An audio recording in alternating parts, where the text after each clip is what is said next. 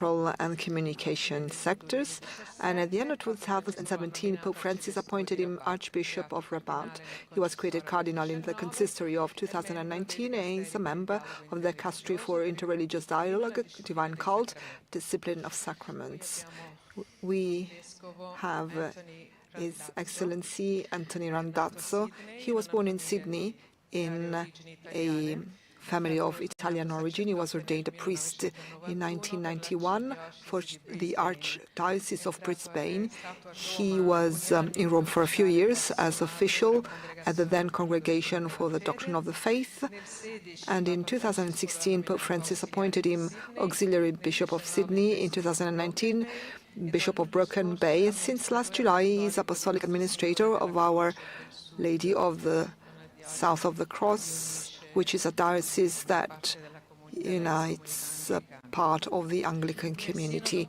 At the Synod, he represents a federation of the Catholic Bishops' Conferences of Oceania, and he's the president of this federation. Then we have Reverend Orobater, who is a Jesuit. He was, up until last July, president of the Jesuit Conference of Africa and Madagascar. He comes from Nigeria. He was provincial superior of the Society for Africa, and is considered one of the emerging thinkers and one of the most brilliant philosophers, theologians, at the international level. He's currently Dean of the Jesuit School of Theology, Berkeley, University of Santa Clara, California. And we also have Professor René Kohler-Ryan, who is National Head of the School of Philosophy and Theology at the University of Notre Dame, Australia. Previously, she was researcher and academic assistant at the Catholic University of Leuven in Belgium, where she obtained a PhD in philosophy. She is an expert in ethic, theology, and philosophy. Before giving the floor to our guests, we are going to give the floor to Paolo Ruffini, the president of the Information Commission, and to Sheila Pires, who is our secretary. Thank you. Very briefly, I will update you, as we always do, where we stand along our journey. This morning, we got to the 11th General Congregation. Tomorrow, with the 12th, we're going to address the last part of the Instrumentum Laboris, section B3, while we are still completing B2. And tomorrow, as you know, there's going to be at the same time the General Audience and the Holy Mass.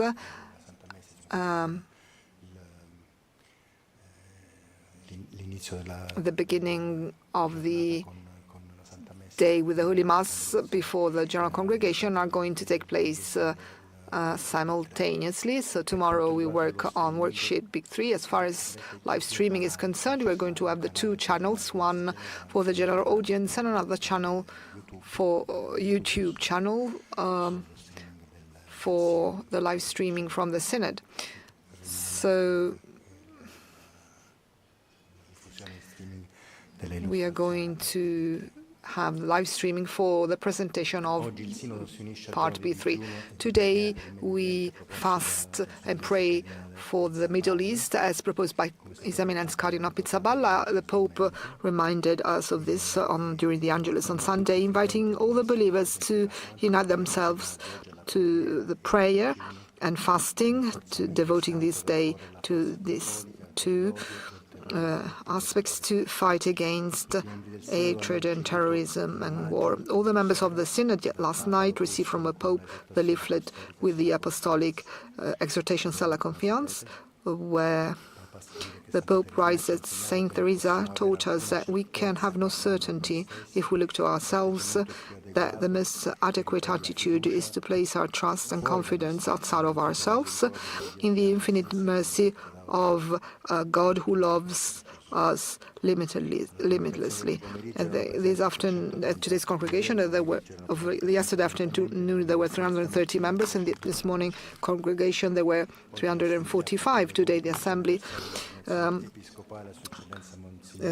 greeted Monsignor Drazen Kudleza for his ordination, and we were informed about the fact that Monsignor Manuel Linguel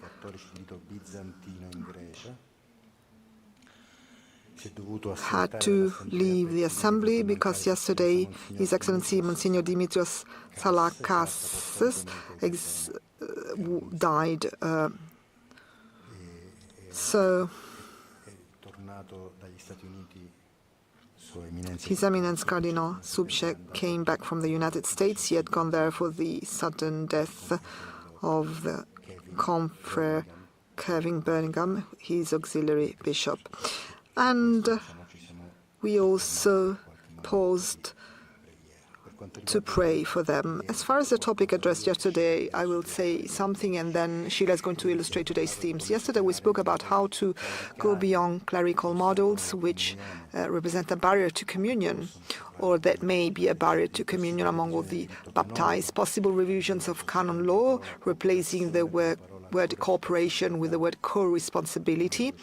Canon 208, we spoke about the possible re-establishment of women deacons, using this inclusive language in liturgy and ecclesial documents. We continue to talk about the role of women, remembering that Jesus had some women among his followers. We need a new spiritual intelligence of the church, and that is why the church is asking women also women the spiritual water, allowing her to regain her strength. And we also, the church, we spoke about the relationship between leadership and service, what is leadership and what is service, and we asked ourselves if it is impossible to see that women who talked about the resurrection of Jesus first, if they can hold homilies. Concerning women deacons, we talked about the fact that we should clarify the nature of diaconate itself. And when women are present in pastoral councils, communities are more practical and more creative. And as we mentioned, the gospel, where it says, if you want to do something, organize an assembly of women. And we said that the parish is not like a gas station, but it's a place for communion of all the baptized, united by the baptismal priesthood, and that we must focus on communion and community. And there must be no clericalization. We must try and build places of communion where the ministry of all may be clarified. And we also said that on the part of the community, we should devote greater attention to priests, and the priests must be thanked for their service. As a community of baptized, we cannot do without priests. And this, as far as yesterday exchanges were concerned, and I'm giving the floor to Sheila. Muito obrigada. Good afternoon. Buongiorno. Boa tarde. As Paula was just saying, this morning we continued with module B2 of the working document, but I'm going to look more at B2.5, which had to do with the bishops. And so a lot was shared, apart from the personal interventions. A lot was shared about the bishop's role in the church, also the fact that the bishop is the one who should promote ecumenical and interreligious dialogue, not forgetting another topic that came out, the appointment of bishops, which is seen to be delicate, and there should be more consultation regarding the appointments of bishops. Another point also highlighted was that the bishop should adopt a synodal style. There was a mention of the possibility of, for example, running the finances or the economic management and participation bodies. One point that was also stressed is that the bishop needs to understand that he alone is not a diocese. He cannot do everything by himself, that he needs assistance, especially when it comes to expertise in areas of legal or economic matters. It was advised that bishops should seek expertise from professionals.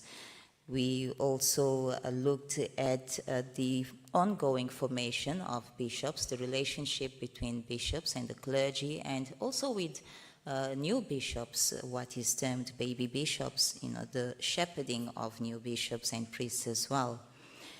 We also looked at the bishop as a father, the father figure, the one who leads and the one who speaks the truth, but at the same time expresses love, caring, concern, and that bishops shouldn't shun away from listening to abuse victims. It's very important that they make room and spaces for this.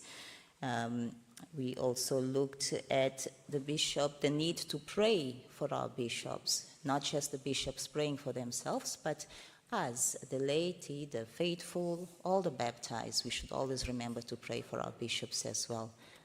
Thank you.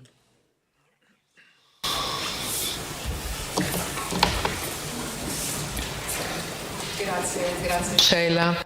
Thank you, Sheila. I would like now to give the floor to His Eminence, the Archbishop of Rabat, Cardinal Lopez Romero. Good morning, good afternoon to everyone. I come from Morocco, so I can say salam alaikum. I would like to say a few things and also a brief conclusion, and I would also like to sort of advertise something. My assumption is that I have a very positive impression concerning the Synod. I'm really fond of synodality.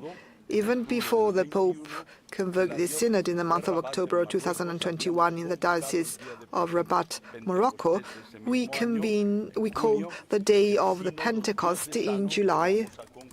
And in July, the diocesan synod, which is going to end on 6th November in a few weeks' time, with God's will. And we will conclude this 2.5-year period of diocesan synod in Rabat. So why is my impression good about this synod? First of all, I would like to say that what we are living here in Rome experiencing is not the synod. You might already know this in the sense that we are through the first General Assembly of the Synod. The Synod started when it was convoked by the Pope. Between the month of October 2021 to the present day, we have had thousands of meetings in which experiences were shared in the parishes, dioceses, religious communities at the global level. So I am a witness of all this in Morocco and also in Africa, because I could participate in the Continental Assembly of Addis Ababa, and there was also Orobater, Reverend Orobater there. And I must say that it was worthwhile what we experienced in the past 2 years at the global level, what was created in terms of foundation, the exchange of ideas, what we learned. We have truly managed to work together so as to kindle a new fire, a new flame. I think that even though tomorrow we were to end the synod, it would still have been worthwhile. What we are experiencing today is simply a step in a synod which is going to last for a 3-year period. And we hope that the synod, then, once ended, lives with us synodality. It's really interesting to remember that the synod is a broad event and it has a clear goal. It wishes to give a concrete modus operandi, that of synodality. And in fact, what we have done today, up until today, makes me say that it's worthwhile for all of us to be here. As I said, there have been many meetings for reflection and prayer, and all this in a very spiritual climate. It's really interesting. One of the conclusions of our diocesan synod is that no meeting can take place without the Word of God. And we gather, we meet to perhaps sell beer or to organize parties. Well, that is not the will of God. So it's important to get together in a synodal, from a synodal perspective based on the will of God. And the synod we are participating in is like this. It contains a concrete message, and many messages actually. The fact that there was a consultation phase, a universal consultation phase in which all the Christians had been invited to participate, and in which the Christians could also invite non-Christians non-Christians. So it was a very important movement that represents a strong message. The fact that there have been continental assemblies, the fact that we worked at the level of the parishes and the communities, the fact that diocesan reports were drafted at the level of the episcopal conferences. This is essential. And I want to remind you that it was a lot of hard work. And for me, too, I remember I wish to remind you that there is Libya, Algeria, Tunisia, Morocco. It is a small conference of 10 bishops, but we too drafted our report in view of the Universal Synod. I think it is also important to highlight the fact that women, presbyters, lay persons participating in the General Assembly, and this is a strong message. And once again, I would like to underscore that there were moments of revolutionary change. The fact that we used a different room, we didn't use the traditional one with as the theatre. This is very significant and symbolic. We are working now in small groups, sitting around round tables, and this is another message and clear symbol of the modus operandi of today's church, the method of the conversation in the spirit, in which everybody can take the floor and everybody at the same time to be able to express themselves. These are all positive messages, in my opinion. Another reason why I am extremely happy is this fraternal environment, a free environment, where we are all free to talk among ourselves. We truly feel at home. We are sitting around the same table, lay persons, cardinals, women, without any differences, and we share also our free time. It is a full-rounded environment of freedom. As far as my personal comment, I must say that this is a synod on synodality. It's not something else. And in fact, we are talking about synodality. We want to make sure that the Church may work in a synodal way. And what do we mean by this, or developing a synodal church? What are the consequences for a parish, for the curia, for the bishops' conference? So how is synodality developed and expanded or extended to the entire ecclesial life? How can we truly disseminate this dimension? Talking about all the themes that concern the Church is not possible. We may be strongly concerned about catechesis, but perhaps this is the topic for another synod. We may be worried about marriage, the family, but in fact, these are topics that have already been addressed, and if needed, they will also be addressed in the future. But this is a synod on synodality, and that's why we should focus on synodality. And I would like to remind you that we mustn't expect proposals at this stage, because we still have a year of work ahead of us. And I'm quite convinced that we are going to have some tasks to carry out when we go back home. We will have to work a lot in our parishes and once again in the diocese. And in a year's time, we will be back to try and come to some conclusions and to get to proposals and conclusions that are a bit more concrete in nature. So we are currently warming up, in a sense. We are sharing experiences. We are becoming, we are opening our eyes. We're becoming aware of many things, because as far as I'm concerned, this is the first synod I participate in, and we are discovering or rediscovering pathways. We are getting to know Christian bishops from all over the world and from all continents, and many, many people. Now, as far as advertising is concerned, I would also like to tell you that I am the president of the theologic institution, which is quite unique in the world, called Muafaka, and today it celebrates its 10th anniversary. We are celebrating it today here in Rome, and on Thursday there's going to be a conference at 5 o'clock in the afternoon, and there's going to be another one at 8 in the Church of San Luigi dei Francesi, and the Pope will also recall this anniversary in the audience. God's will be it. Thank you, Your Eminence, and all the best for your institute and for this 10-year anniversary. We're now going to give the floor to Professor René Kohler-Ryan. Thank you. So this is my first synod too, but there are probably other reasons for it being my first synod, as you would be well aware. This is a very interesting moment, I think, for all of us in the church. It's certainly a very exciting one. I think that what is happening right now at this synod is that we have the opportunity as a universal church to hear from very many different voices, and that emphasis on listening together in a prayerful way has been very important. So the fact that we're coming together, and I think the Pope has emphasised that this is a spiritual event, an event of prayer. So it's going to look a little bit different than people might think that it might look. We're not coming up with snap decisions about things. In fact, this is part of an ongoing process.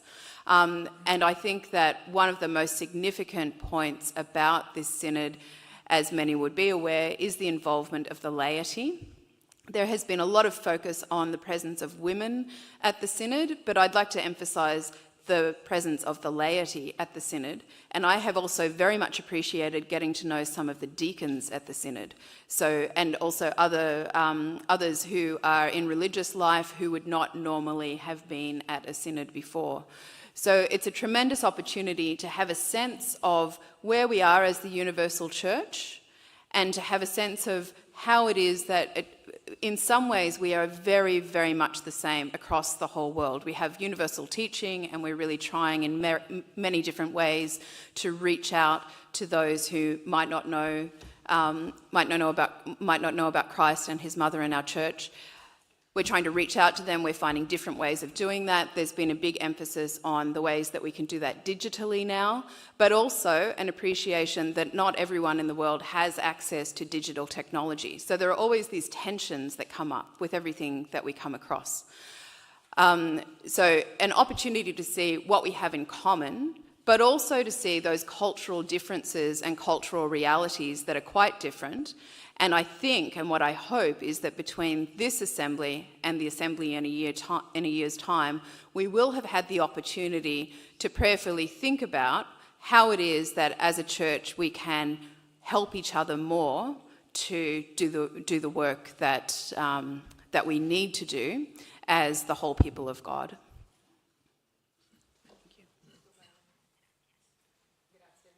Passiamo adesso la parola al vescovo australiano, Sua Eccellenza. His Excellency Monsignor Randazzo.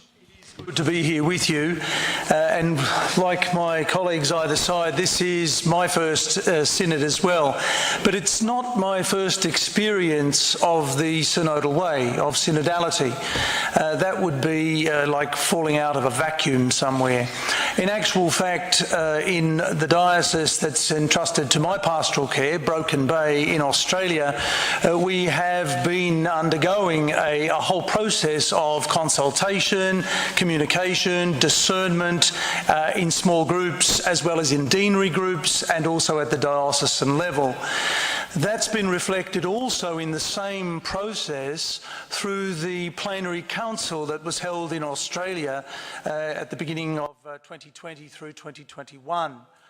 Likewise, that has then flown on to the continental gathering, where we met over a series of months in our individual dioceses, in our 4 conferences of bishops, in the communities, in consultation with the laity and the religious in those areas, as well as the clergy, the priests and the deacons. And then in February this year, where we had our continental gathering in Suva in Fiji. Again, the way we have been gathering has been in round tables, in conversation, in deep listening, both to God in prayer and to our sisters and brothers from the various communities of the local churches that form up the church in our part of the world, of Oceania. I might add that the church in Oceania takes up the area, the territory is 1/5 of the surface of the planet. Most of that is water. So when we talk about the synodal way of walking together, we really should be talking about how we might swim or boat together. There are people in the church and in the communities of Oceania who are miles and miles away from anyone else, and they live in deep isolation. And so communication can be a real challenge. So when we talk about digital communication and the synodality of the digital world, we've got to remember that there might be an island that a ship goes past occasionally with some fuel. If the ship doesn't arrive, they have no fuel, their generators don't work, they can't plug in a computer if they have one, they are isolated. And so this raises for us even deeper questions with regards to the way we speak, the way we act, the way we involve various people in the community of the church and in the society in which we live. So often we think that it's so easy, you just get in a taxi and go to Termini and get on a train and there you are, you're in Naples. This is a very European way of thinking.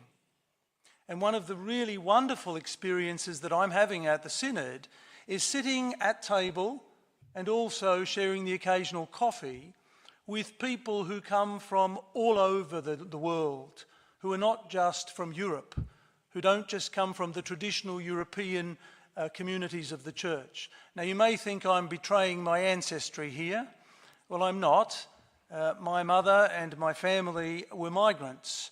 They left this country after the war, and they found themselves being received not only into a society in Australia, but also into a church, a community of the church that accepted them, walked with them, assisted them in their own development of the faith, and also encouraged them to make a fruitful contribution to the community of the church and to the society in which they live.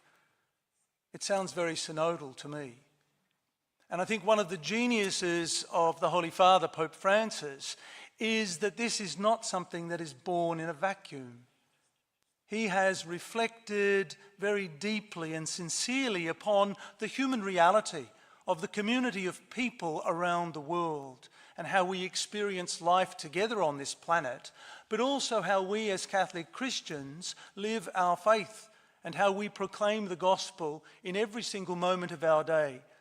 Regularly by what we say, but always by who we are as a community of Christ's faithful and disciples of the Lord. So for me, this experience has been a very enriching one. It's been very humbling to listen to people who have a different experience to mine. And yet those same people are animated and called by the power of the Holy Spirit to live their faith in the church and to make a fruitful contribution in the world in which we live. So my experience is quite unique, but then so is that of every other single person within the Synod Hall. So thank you very much. Grazie di condividerla con noi. Adesso ascoltiamo invece il nostro reverendo padre gesuita della Nigeria, il teologo Orobator. Please. Thank you very much. At the risk of repeating what my colleagues have said, I would add that this is my first experience of a synod, so we're all novices, as you can see. But I also want to emphasize the fact that I have been involved in the process for the last 2.5 years through the African Synodality Initiative, working with the Symposium of Episcopal Conferences of Africa and Madagascar to prepare the stages and the phases leading to this particular moment. I would make 3 points in terms of my own experience of this synod so far. The first is that I'm a theologian, as she said, the dean of the Jesuit School of Theology of Santa Clara University. And as a theologian, this is a privileged moment. This is what a theologian lives for, because we are part of an experience, of a process of the church making and remaking itself. In a way, this is a once-in-a-lifetime experience that really calls on theologians to dig deeper into the resources that they bring to enrich this process and to deepen this process and to make sure that this process brings out something new in terms of how we see and experience and live as a community called church. So I feel very privileged to be part of this experience. The second thing I want to mention is about process. I remain convinced that the process is probably going to be more important than the outcome. And the process for me has been, again, truly enriching, focusing on elements or the mechanisms or frameworks of listening, of dialoguing, and discerning. I believe that this is the kind of framework and mechanism that would lead us as a community called church to experience a new way of being, where people, no matter who they are, no matter their status or station or situation in the church, are able to be part of a process where they are not only heard, but they're also able to contribute to a process of discernment. And I'm very grateful for the process that has been adopted. And the third thing I would say is, I think my colleagues have mentioned this, is just to witness the diversity of the church and to draw from the wisdom that is so embedded in this diversity, to draw from the insights and the unique gifts that this diversity offers the church. I'm sitting on a group of 12 people right now on my table, and all of us are from different countries. 12 people sitting at the same table, each person from a different country. And the wisdom that each one brings, the insights that each one reveals, and the gift that each one brings is matter for enriching the universal church. And for me, this experience is certainly one to live for and definitely to work for. And I will close by saying that, as far as I'm concerned, really, the work of the Synod will begin when the gatherings here actually conclude. Because synodality, as we have been told, is about how we live and work and journey and boat and swim together. And that is going to be tested in the years to come. But I believe that the robust process and the mechanisms and framework that's been trialed and tested and experimented will certainly provide the resources for this synodal journey to continue and to succeed. Grazie, quindi un processo di ascolto, di conoscenza, di arricchimento. Adesso vediamo di arricchirci. Now we're going to try and enrich ourselves as well with the questions that are going to come from our colleagues. Anybody who wishes to take the floor first? Marco, prego. Grazie, Marco Politi. Grazie, Marco Politi, Il Fatto Quotidiano blog. A question for Professor Ryan. Mr. Ruffini told us that one of the subjects in the general congregation was women deacon. So what is the trend? Is there openness to this possibility? Are there fears? Are there question marks? Thank you very much. Thank you. So I think you've probably nailed it on the head when you said question marks, because what we're identifying at the moment is where there needs to be more theological consideration of different issues. And I think I can safely say that this is one where there needs to be more consideration, knowing that this has been an issue that has been looked at before. You're welcome. Poi? Prego. Good morning. My name is Elise Allen with the Crux news site. Sort of following on the topic of discussion on women in the female diaconate, but also different ministries in the church. You know, prior to the synod, a lot of attention was paid to what the Synod might decide or reflect on, what sort of reflections might come out of it when it comes to the inclusion of women and members of the LGBTQ community, specifically when it comes to the women's diaconate, women's priestly ordination, or even blessings for same-sex couples. Now, Pope Francis did give some specific indications on some of those issues prior to the Synod in his responses to the dubia that came out. He said more or less on women priests that no, but it can be studied, and on same-sex blessings, yes, but with some caveats. So my question to you guys is, since this happened right before the Synod began, and he gave those clear indications, are you glad that he gave those indications beforehand? Or do you wish he would have left them open as the discussion unfolded? Thank you.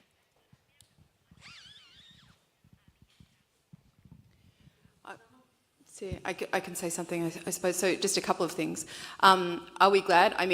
Of course, it's always good to know what. It's always good to get a bit of a lead on what the Holy Father would like to guide us in as our spiritual leader. Just on what I have to say mainly is about all of these questions about women.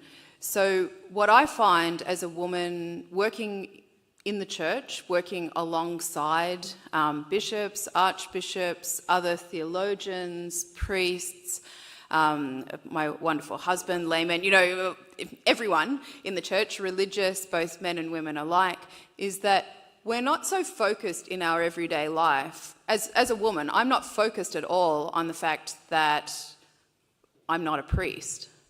I think that there's too much emphasis placed on this question.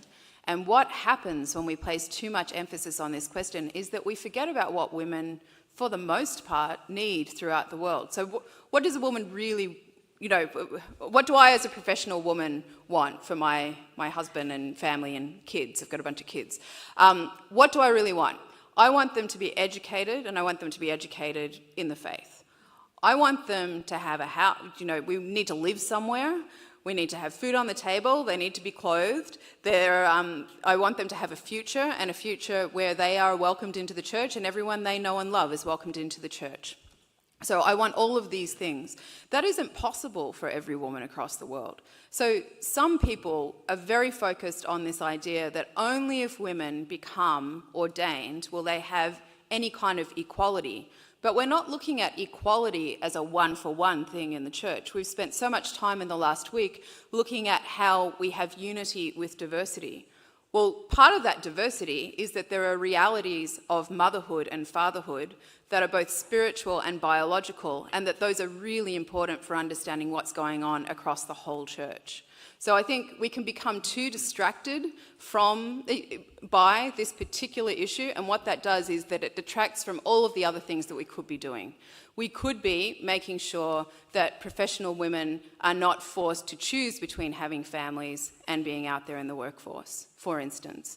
We could be doing more to make sure that families are supported in all kinds of ways, including with the different economic pressures that are going on as well. So I think that that's a far more interesting conversation for most women than what I tend to think of as a fairly niche kind of issue. So that's just my sort of feeling about that particular question. But I know you asked more, so. I probably would simply say that this is not the first time a pope has been asked a question before a gathering, or series of questions before a gathering of bishops or an assembly of the faithful. And I think even at the time of the Second Vatican Council, when the question of clerical celibacy was raised, Pope Paul VI intervened directly and reserved the question for himself, not to say that you can't speak about it, but so that he could undergo a more broad conversation, a more profound study, and then later on produced something that is an ongoing reference point for conversation and for formation to this day. So I think it's a good thing that the Holy Father took the lead to be able to respond, and he's good at that. He has a real charism in being able to speak into issues that are real for people by listening to them, not dismissing them, and allowing them to sit where they are so that they may come to a maturity, maybe not right at the moment, but maybe as things grow a little further. Nobody expects to pick fruit off a newly planted tree. So sometimes it takes a little bit of time to mature. I would add to that and say that it's important to remember that the Synod is a consultative body. It doesn't make decisions. And the second thing is that I said earlier on that, as far as I'm concerned, the process is important. And if we're not distracted, as Professor Renee mentioned, by, concentrating on niche issues, but allow ourselves to build a process, a framework that actually works, it becomes possible for us to address these issues in a way that is constructive and not confrontational. I think it's important to keep that in mind. I just wanted to add that, as my colleagues have been saying, that this is a consultative aspect of the Synod, and we are sharing different experiences. We don't all have the same issues. Some areas, as we've just heard, some people are isolated in islands. In some areas, people haven't seen a priest or a bishop, haven't attended a mass maybe in a year. They attend once a year due to lack of priests. So it's different experiences. It's a time of sharing, of learning about the different realities in the different areas. Grazie. Thank you. Let us now move on to another question. Hi, I'm Monica Dumont from the Catholic Weekly. I've got one question specifically for Bishop Anthony Randazzo and then one generally. Bishop Anthony, Dr. Ruffini mentioned potential changes to canon law. As a canonist, maybe can you speak a little bit more about some of the proposed changes that have been discussed in the room? And then this is a follow-up on the women question, but generally for everyone. We've heard about in Dr. Ruffini's introduction, women preaching on pastoral councils as deacons, as experts. I note there's no mention in the Instrumentum Laboris of either motherhood or religious sisters. And I was just wondering whether it's come up in the room that we're talking a lot about the functions of women, but there's been actually nothing, at least in the Instrumentum Laboris, on the vocation of women. And is that getting raised at all in the room? Thank you. Thank you. Yes, I am a canonist. I think it's important, firstly, to understand that the Code of Canon Law, as St. John Paul II said, is the last document of the Second Vatican Council. John the 23rd, when he called the council, he also called, firstly, for a synod of the church, the local church of Rome, a council of the universal church, and a recodification of the law. And it's one very large ongoing process. And the code in the Latin Church in 1983 was promulgated in 83, the Oriental Code in 1990. So this takes quite a while. And the law itself, of course, can change when the needs of the church that it has been prepared for change. If you're talking about something with regards to procedural law, it might say 7 useful days to respond. But if you're on one of those islands that I mentioned in the middle of the Pacific somewhere, the carrier pigeon may not arrive in 7 days. So clearly that kind of law can be adapted according to the needs of particular communities and situations and circumstances. But if you're talking about changing the law, for example, Canon 204 that talks about baptism, etc., that canon and the ones around them are almost directly taken from the teachings of the Second Vatican Council, which are based upon the scripture and the tradition of the church. And I would ask the question, how do we change scripture and tradition, the deposit of faith? So these are quite large questions. Certain dimensions of the law, aspects of the law that apply to particular norms or particular areas may need to be updated at times. That's quite common throughout the history of the church.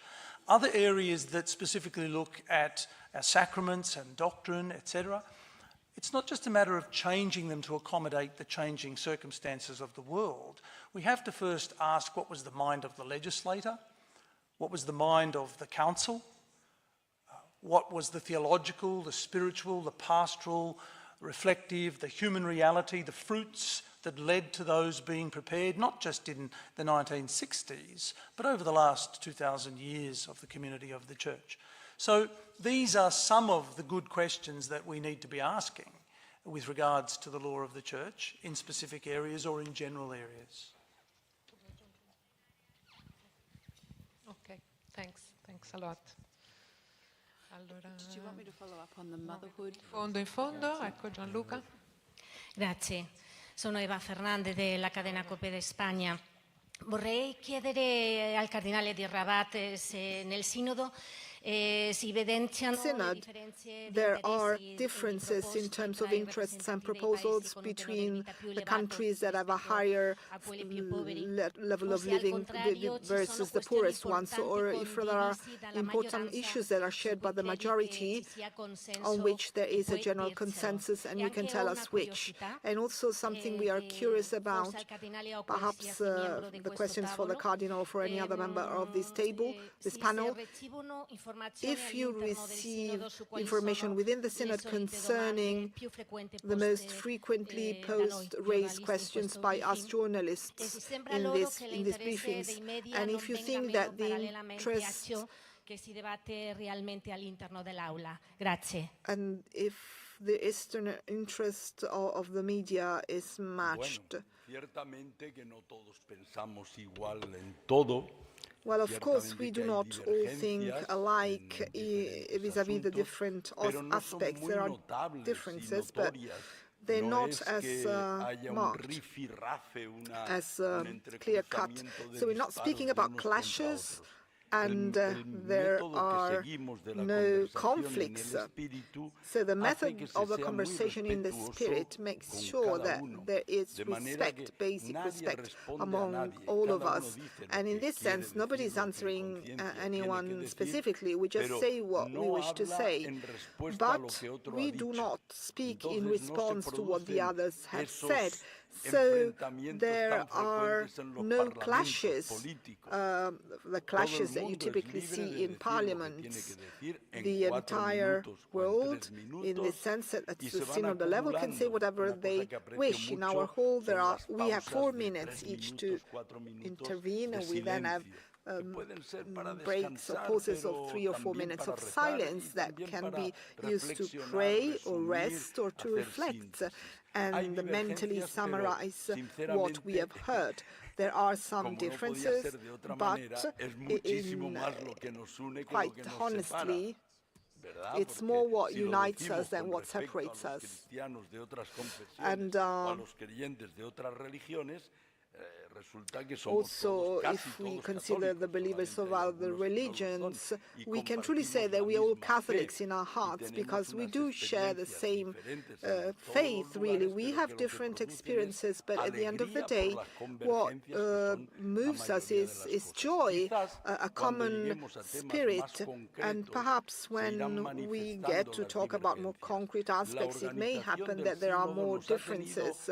And the organization, the Synod organizers told us that we must highlight what our differences, we mustn't keep quiet about them.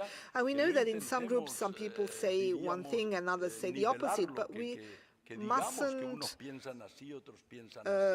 shun this exchange, and we must continue to have a dialogue regardless of tensions. And I've noticed that there are many people who have in their minds an image of the Church which is very self-referential, to use a word that was created by Pope Francis.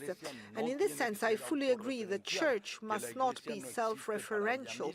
The Church doesn't exist for herself, and she is not the end point. The church does not live for herself, but for the kingdom of God, and the kingdom of God and the mission of the church. I do see that there are some differences in this sense when some bishops talk. I think what this person has an image in his mind, an image of the church that does not correspond with mine. But I think that experiences such as this allow us to open our eyes and to discover that experiences can be enriching and they can change us. And we can all understand truly many new things concerning the interests of journalists. I think there are no concrete pieces of information. I cannot really tell if journalists are interested or not. I truly don't know. I'm also a journalist and I like to be well informed, but we don't have time. It's a very tiring process.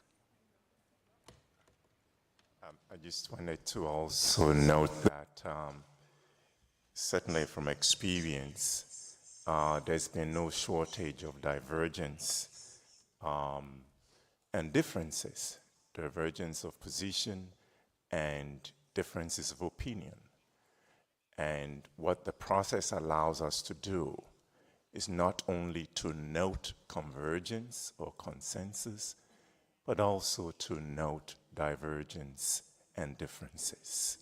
And that is part of the process, because as long as this, and I can testify that these differences and divergences have not degenerated into hostilities and animosity.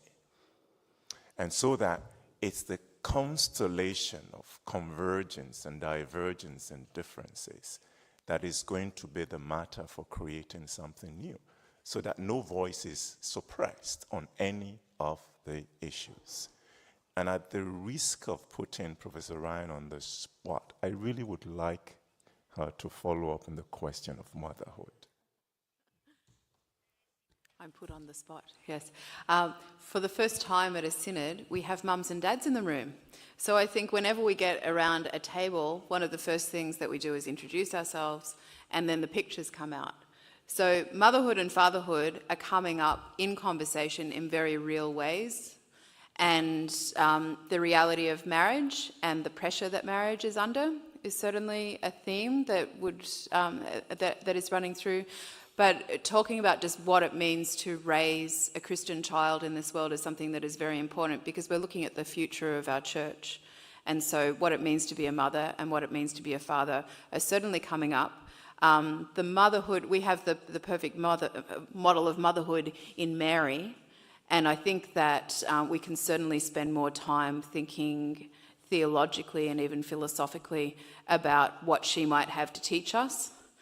And certainly God the Father also. So there are these theological sort of things that we can mine into that will be, these are things that are being raised now because of the realities in which we find ourselves, because of the different experiences that are in the room. And then I think and I hope that in between this assembly and the next assembly and beyond, we'll be able to help parents to think more and more about what it means to be a mother and what it means to be a father in the church. Thank you. Grazie professoressa. Adesso dottor Ruffini vorrei rispondere alla curiosità di Eva. Veramente volevo dire una cosa su questa. Ovviamente diciamo i membri del Sinodo leggono i giornali, guardano internet, non è che si sono chiusi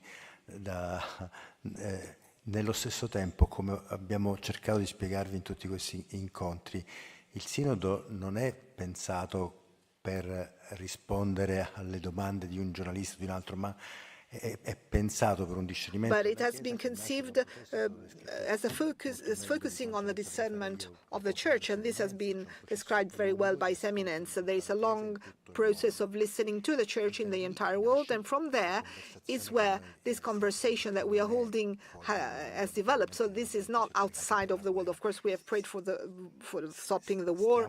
We are in the world, and it is a synod that is in the world, rooted in the world. But the discernment that takes place is not aimed at answering a question which is asked by a journalist or another, but it's aimed at answering a question on what the church should do in order to walk journeys in a synodal way, by listening to each other and by exchanging as we have been describing. So it's not a matter of making a list of the opinions that have been voiced, because most of them are known, but it's a matter of listening to each other and trying to understand how we can move on, finding consensus to offer it to the Pope, who, because this is a consultative synod, the Pope who is asking of us our own personal and communal discernment concerning how the church can journey and walk in the world. But it's not that every this journalist has said or written this or that whenever we come up with we read an article, because we're following what has been described in Instrumentum Laboris, set out in Instrumentum Laboris. We have time for one last question. Cindy or Leonardo? Cindy Wooden from Catholic News Service. Writing for Catholic newspapers, kind of with readers who invested in this process. At the end, I'm going to tell them that the symbol of what was accomplished is the round table. I mean, they want to know that the issues they raised and that are listed in the Instrumentum Laboris are issues that are being taken seriously, even passionately. And this idea that, well, look at our round tables, I don't think that's going to satisfy people who invested in this process and are not in the room and are not being able to see the results of the small group work. There are people who are seriously concerned about the status of women in the church, or an attitude of welcoming or not welcoming LGBTQ people. I mean, those aren't just journalistic inventions. Those are issues that were raised repeatedly at the local, diocesan, national, and continental level. And to write it off as a journalistic question, I think is, not very nice. No, scusate, però se la domanda è rivolta a me, a quello the question, if it's addressed to me, I haven't perhaps been sufficiently clear. Nobody said this. Nobody said that. And you also said that these themes are in the Instrumentum Laboris, and we are addressing these topics because they are making the object of our conversation. While you are saying that there is going to be no result from the Synod, and with this you're saying something that is false and inaccurate, because the Synod is discussing in order to get to a synthesis report, which is then going to be sent back to those who have invested time and faith.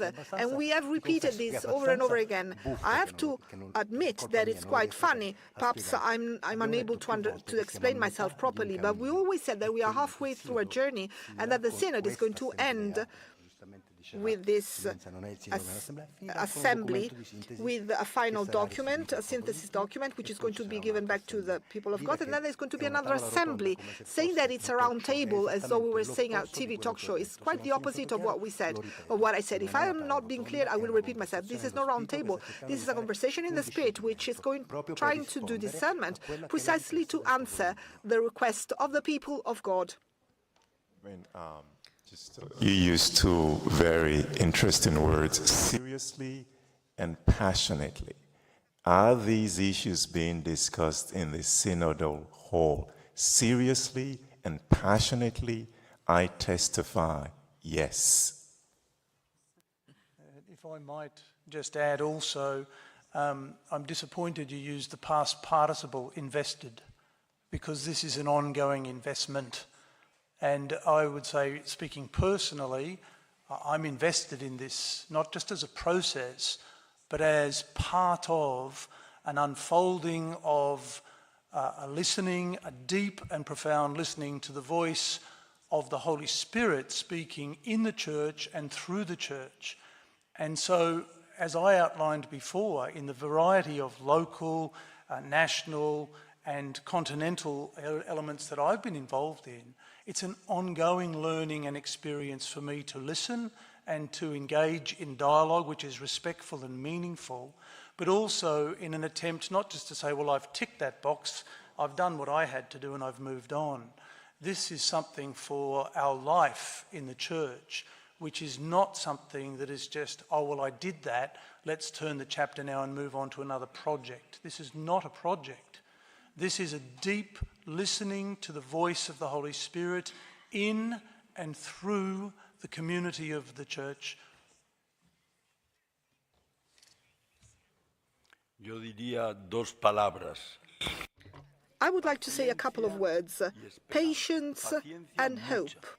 Patience, a lot. Hope, all our hope. I'm very glad that you said patience, because it is a long process, and I think that that's part of the issue here as well. So I like it that you draw attention to the idea of a round table being a symbol, but it's a symbol of only of one very small aspect of what is a very long and serious process. So if you look at what happened, I know we're constantly compared to the Second Vatican Council. That took a very, very long time. And I think we're still in the process of implementing the findings of the Second Vatican Council. So this is sort of decades of work. Relatively speaking, we might be working pretty quickly. I'm not quite sure. But it certainly has that feel of we're going in depth, but we're working very hard on long days. And so there is the sense that things are tightening up, emerging, but through that process of hopeful patience that His Eminence has referred to. It is going to take time, but it has to, in order to give all of those issues the seriousness that they deserve, and for the responses that are made to those issues, which again, this is a consultative process, so it's not as though we're making decisions here, but we're focusing in on things, using our lived experience to do so, in the hope that there will be something that will be really beneficial and hopeful to offer the Church of the future. Sì, è la nostra speranza. This is our hope, yes. Thank you everybody. We have no more time today. Tomorrow we're going to come back. Of course, every day. Thank you, and all the best. And thanks to all our staff.